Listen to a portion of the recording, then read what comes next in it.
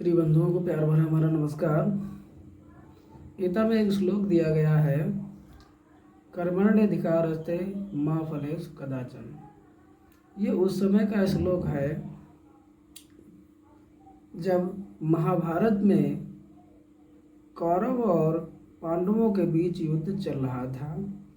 उस समय भगवान श्री कृष्ण ने जो अर्जुन को शब्द कहे थे वो गीता के शब्द कहे जाते हैं।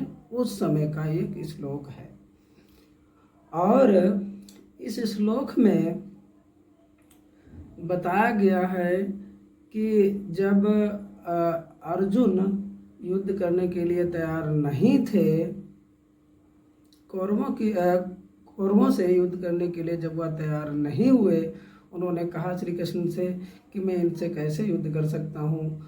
ये गुरु द्रोणाचार्य हैं जिनसे मैंने धनुर्विद्या सीखी, ये पितामह भीष्म हैं जो बचपन में मैं इनकी गोद में खेला, तो मैं इनको कैसे मार सकता हूँ। इन्हें मारकर मुझे कौन सी खुशी मिलेगी, मैं ऐसे राजपाट का क्या करूँगा। जब युद्ध करने के लिए अर्जुन तैयार नहीं होते हैं तब श्री कृष्ण कहते हैं, तो उसमें यही श्लोक था है कि कर्मण्यधिकारस्ते मा फलेषु कदाचन। अर्थात इस श्लोक का अर्थ हुआ कि कर्म करने का तुम्हारा अधिकार है, फल पर नहीं। तो इसी श्लोक पे बात हो रही है, यानी कर्मण्यधिकारस्ते मा फलेषु कदाचन। ये है श्लोक, ध्यान से समझना। तो इस श्लोक का अर्थ लोग निकालते हैं कि कर्म करने का तुम अधिकार है, तुम कर्म कर, फल की इच्छा मत कर, फल स्वयं भगवान देंगे, ये बताते हैं ये। और जहाँ तक ये कहा जाता है कि कर्म करते रहिए, फल ईश्वर जरूर देंगे, लेकिन हमारा इस बात से थोड़ा इत्तेफाक है कि हम अपने जीवन में बहुत ढेर सारे कार्य करते हैं और उसका फल हमें नहीं मिलता है। बहुत से आपने अपने जीवन में बहुत से ऐसे ढेर सारे कार्य किए होंगे जिसका फल आपको प्राप्त नहीं होता है। तो दिक्कत ये है कि इस श्लोक का अर्थ जो है वो अपनी जगह पे सही है, लेकिन लोग यही कहते हैं कि कर्म करो, ईश्वर खुद आपको जो है फल देंगे, लेकिन ऐसा नहीं है। इस श्लोक का सही मतलब यही है कि कर्म करते रहो, यानी कर्म पर ही तुम्हारा कर्मण्यधिकारस्ते, यानी कर्म पर ही तुम्हारा अधिकार है, यानी सिर्फ कर्म पर ही तुम्हारा अधिकार है, फल पर नहीं, या फल पर इच्छा ना करें। ठीक है, तो आप कर्म कर सकते हैं, फल आपके हाथ में है ही नहीं, वो ईश्वर डिसाइड करेंगे, भगवान डिसाइड करेंगे कि आपको वो फल देना है या नहीं देना है। बहुत लोगों का मानना है कि आप कर्म करेंगे तो फल जरूर मिलेगा। मेरा मानना है कि बिल्कुल गलत। जरूरी नहीं कि आप कर्म करें तो आपको फल प्राप्त हो। बहुत से अपने जीवन में ऐसे हम कार्य करते हैं, आप लोगों ने भी किए होंगे कि जो कर्म किया होगा और हमें फल नहीं मिलता होगा। तो इस श्लोक का सही मतलब यही है कि आप कर्म कर सकते हैं, कर्म करें, ठीक है, फल की इच्छा ना करें, क्योंकि फल तुम्हारे हाथ में नहीं है। वो ईश्वर डिसाइड करेगा कि आपको फल देना है या नहीं देना है, और वो भी आपके नसीब पर डिपेंड करता है।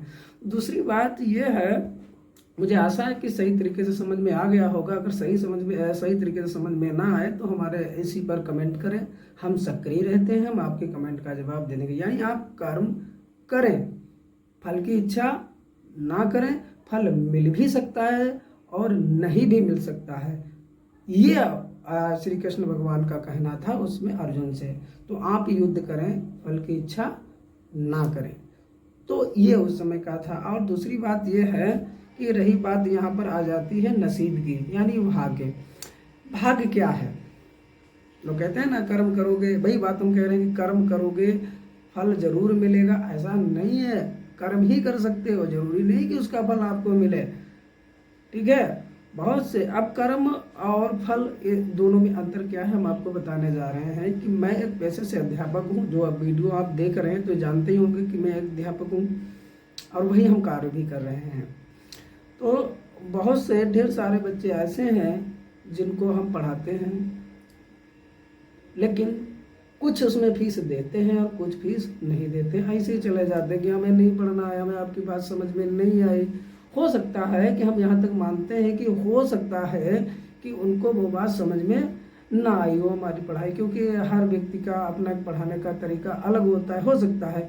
लेकिन मेरी बात समझ में नहीं आती कि जो बालक 6 या 7 महीने लगातार कोचिंग पढ़े या ट्यूशन पढ़े हमसे, ठीक है, और 7 महीने बाद या 8 महीने बाद, हाँ, परिस्थिति को देख के, क्योंकि उसकी कंडीशन खराब है, हमने 7 महीने की इजाज़त दे दी, कोई बात नहीं, आप 7 महीने तक हमारे फीस मत दीजिए, कोई बात नहीं, हम जैसे तैसे काम चला लें, क्योंकि मैं प्राइवेट टीचर हूँ, हमारा काम है बच्चों को पढ़ाना, उनसे जो मिलता है उससे अपना जीवन यापन करते हैं, ठीक है। तो ये है। तो अब 7 महीने के बाद जब उनसे हम फीस मांगते हैं तो कहते हैं कि हमें नहीं पढ़ना आपके पास, आपकी पढ़ाई समझ में नहीं आती, फिर दूसरी जगह चले जाते हैं। यानी कहने का अब हिसाब किताब ये देखिए कि 5 महीने या 6 महीने हमारे पास लगातार पढ़ते रहे, तब समझ में बात आ रही थी, लेकिन हमने जब फीस मांग दी तब हमारी पढ़ाई समझ में नहीं आ रही है। और इसमें गार्जियन सपोर्ट करता है बच्चों को, गार्जियन खुद कहलवाता है, ठीक है। तो देखिए, गुरु दक्षिणा हमारी प्राचीन प्रणाली है और हम ये मानते भी हैं कि शिक्षा एक व्यापार बन करके रह गई है, लेकिन हम जैसे शिक्षकों को जो डायरेक्ट बच्चों को पढ़ाते हैं, हमारी गुरु दक्षिणा बनती है।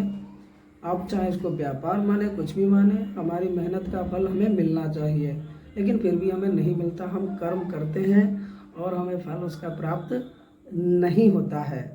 तो ये नसीब, भाग्य और फल दोनों अलग अलग चीज़ें हैं। हमने बच्चों को पढ़ाया, ये मेरा कर्म था, लेकिन फल हमें नहीं मिला, उस बच्चे ने फीस नहीं दी और वो चला गया।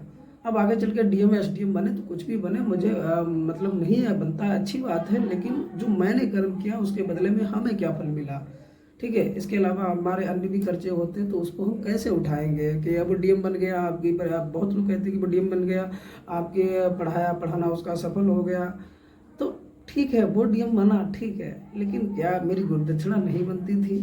क्या उसके वजह से जो हमारे घर से चलने वाले थे वो रुके कि नहीं रुके?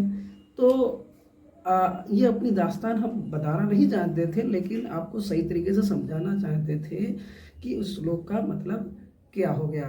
मुझे आशा है कि आपको ये समझ में आ गया होगा।